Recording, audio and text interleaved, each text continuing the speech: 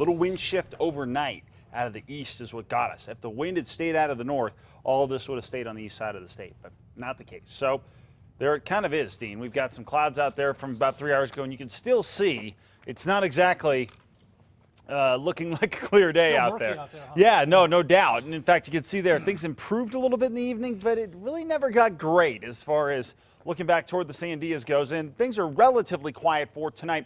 We will have the shot at a quick shower, and that really extends into tomorrow. But the bigger story over the next, say, 5 to 6 hours will be the wind and the cold air in place across the northeast. There are hard freeze warnings and freeze warnings out there. Nothing in the metro area of Albuquerque, but a freeze warning up into Santa Fe is a little bit of a concern. There are some showers in the form of mainly light rain, some not hitting the ground, some now hitting the ground across western sections of the state, and then some pockets of snow across the northern mountains right now. And as this thing continues to drop down south through the states into tomorrow, we'll continue to see that chance at a shower or two. We've got those east winds going across the metro area again out of the east at 18 miles an hour. Likely to see the winds up around 30, 40 miles an hour at a gust overnight and into tomorrow morning. Then by the afternoon, things will start to quiet down. 30s and 40s temperature-wise across the north, down to the south, 40s, 50s for the most part. And as you look at the winds across the state, no one area is seeing a tremendous amount of wind, but I do think Albuquerque and Santa Fe will have the best chance to see some gusty winds, especially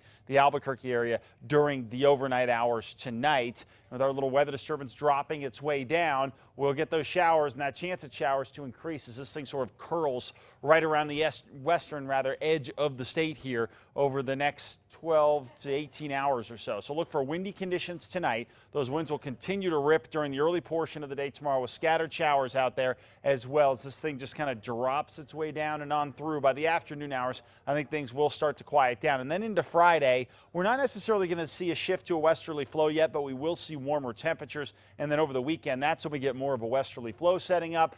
That's going to boost temperatures further. We're going to be in the 80s in the metro area, 90s across the southeast, and some 80s and 90s across the southwest. Now, looking at what's going on with Superstorm track during the overnight hours, you can see scattered showers will remain a possibility out there. And yes, mountain snows. The higher elevations of the Gila and over into the northern mountains could see some of those snow showers.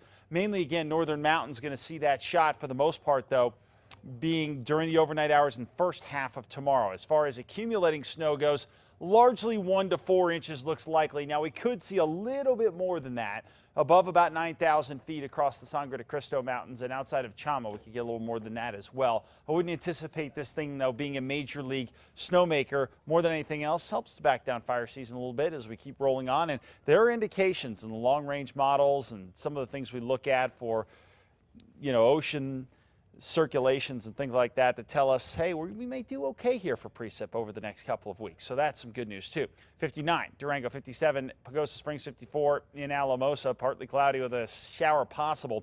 Breezy, northwest winds 15, 25, gusting as high as 35 for tomorrow. Meanwhile, across the southwest, temperatures will warm nicely, just not tomorrow. Temperatures mainly there in the 60s with that shot of showers overnight and into tomorrow. Meanwhile, over to the southeast, shower or two, temperatures remaining cool, but skyrocketing into the 90s by Sunday. Up to the northeast, partly cloudy, a scattered mix is a possibility overnight and into tomorrow as well. But Friday, Saturday, Sunday look very, very nice. Over the northern mountains, a cold start with snow in those high mountain communities, and then mostly cloudy skies, especially during the morning hours with some snow showers as well. 58 to Harris, 55, Estancia, and 59 out in Edgewood. Could see a mix, especially as you get up above about 7,500 feet in the East Mountains. And here in the metro area, low 60s for tomorrow. The big story, though, overnight will be gusty winds in through tomorrow morning when those winds could hit 40 miles an hour. Then later on in the day, the winds start to calm down. Any chance at showers goes away late in the day, and then Friday, Saturday, Sunday will be mostly sunny with warm temperatures on the way. Nice to see that snow in the high country, kind of, as you mentioned earlier, pushing off the fire danger. Yeah, and if we get 4 or 5 inches of snow, hey, that'll take a little while to melt. Perfect. Good stuff. Mark, thank you. You bet.